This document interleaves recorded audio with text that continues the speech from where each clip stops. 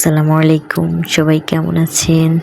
এই তো আমার ব্যস্ততম একটা দিন।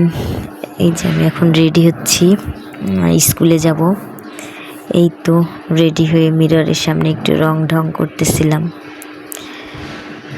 এই যে এখন বের হব, এই তো রেডি হলাম, রেডি হয়ে গেছি। এখন একটু ছবি টবি তুলতেছি, একটু ঢং করতেছি। এই যে এখন যাব, এই যে এখন বের হয়ে গেলাম। এই যে সকালবেলায় এই তো এই রুট দিয়ে আমি প্রতিদিন স্কুলে যাই। আর যাওয়ার পথে এই বাগান বিলাস গাছটা বাঁধে, দেখতে অনেক সুন্দর। আর সকালবেলা ঠান্ডা ঠান্ডা বাতাস, ভালোই লাগে দেখতে। ফুলগুলো একটু সাদা কালারের হয়, সামনে আরও আছে, সেটা বিভিন্ন কালারের হয়। এই তো এখন আমার স্কুলের রোডে চলে আসলাম। ওই যে আমার স্কুল দেখা যাচ্ছে। এখানে একটা রাস্তা, পেছন থেকে একটা, আবার সামনে থেকে, চারিদিক থেকে আর কি আসা যায় স্কুলে। ওই যে স্কুলের গেটের কাছে বাচ্চারা দাঁড়িয়ে আছে, খেলা করতেছে আরও ভিতরে বাচ্চারা। এই তো এই যে আমার স্কুলের গেটের কাছে আমি চলে আসলাম। ওই যে একটা টিচার আসতেছে আমাদের, সবাই এখনই আসবে স্কুলে। এই তো এখন ঢুকবো স্কুলের ভিতরে। এই তো আর নিচতলাটা হচ্ছে আমাদের অফিস রুম, তারপরে আছে আমাদের টিচার্স রুম। এই তো তারপর ক্লাসে ঢুকে গেলাম। বাচ্চাদের সাথে গল্প আড্ডা এগুলো তো চলতেই থাকে। আর ওদের পরীক্ষা চলতেছে, তো এখন ওদের ফার্স্ট টার্ম এক্সাম চলতেছে। পরীক্ষা দিয়ে ওরা বসে আছে আর কি, ছুটি হবে। গার্ডিয়ান এখন নিতে আসেনি বাইরে, এই জন্য ক্লাসরুমের ভিতরে ওদেরকে বসিয়ে রেখেছি।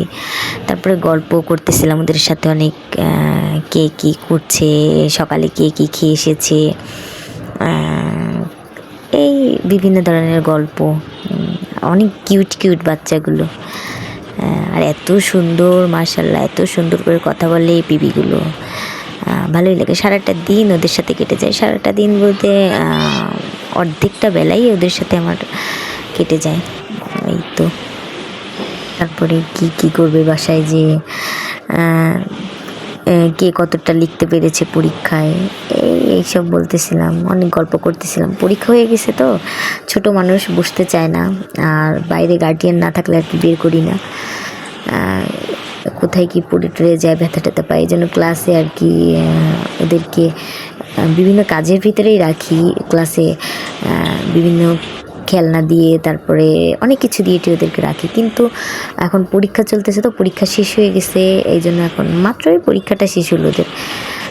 আমি খাতাগুলো নিলাম, নিয়ে তারপর ওদের সাথে একটু গল্প করতেছিলাম। তারপর বললাম যে একটু টিফিন করো তোমরা সবাই, যে যে টিফিন এনেছো টিফিন খাও।